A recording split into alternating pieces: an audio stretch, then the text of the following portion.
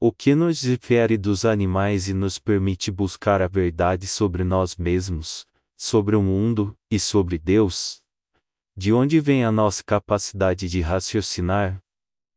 Salve Maria, eu sou Theo Aquino, e hoje daremos continuidade à nossa série, a Suma Teológica de Santo Tomás em forma de catecismo. Una veritas. No capítulo anterior, estudamos as faculdades vegetativas e sensíveis da alma. Hoje, damos o passo mais alto, para compreender a faculdade mais nobre e importante, do ser humano: a inteligência, e o ato de compreender. Existe alguma outra faculdade cognitiva no homem, além dos sentidos? Sim. E é a mais nobre e importante de todas. Trata-se da inteligência, ou razão. Mas a inteligência e razão são duas faculdades, ou uma só? São uma e a mesma faculdade.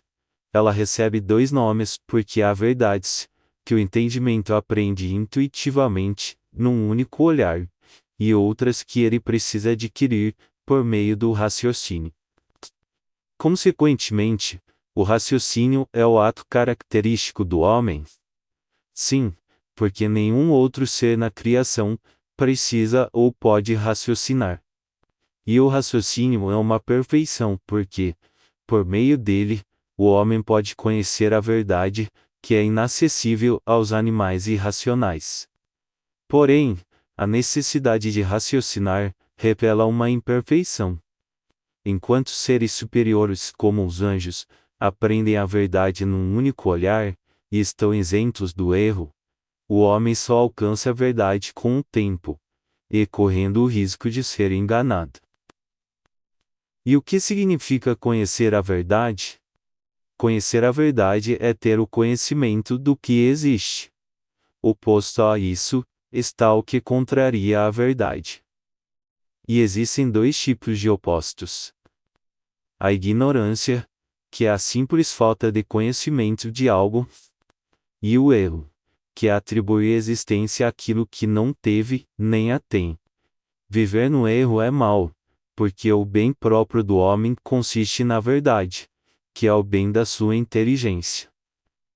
Embora possua inteligência desde o princípio, o homem precisa esperar o desenvolvimento das faculdades sensíveis, para começar a adquirir a verdade. Isso acontece quando atinge a idade da razão, por volta dos 7 anos. E a razão humana pode investigar e conhecer todas as verdades? Apenas pelas suas forças naturais. Ela não pode conhecer todas as verdades. Ela pode conhecer naturalmente as coisas sensíveis, e as verdades que derivam delas. E até onde vai esse conhecimento natural?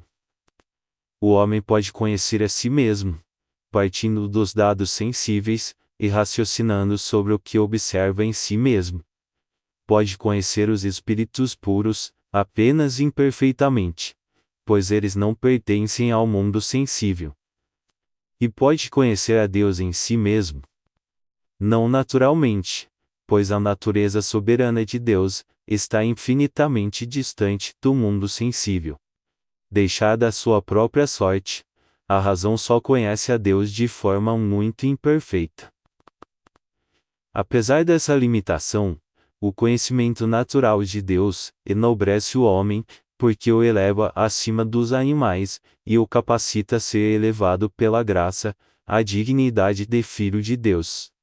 Por essa elevação, o homem é chamado a conhecer a Deus como ele é. Primeiro imperfeitamente, pela fé. E depois, intuitivamente, pela luz da glória. E assim, na ordem da graça, o homem pode se tornar igual, ou até superior aos anjos. No próximo vídeo, encerraremos esta sessão, estudando a vontade e o livre-arbítrio. Até o próximo vídeo. Salve Maria! Una veritas.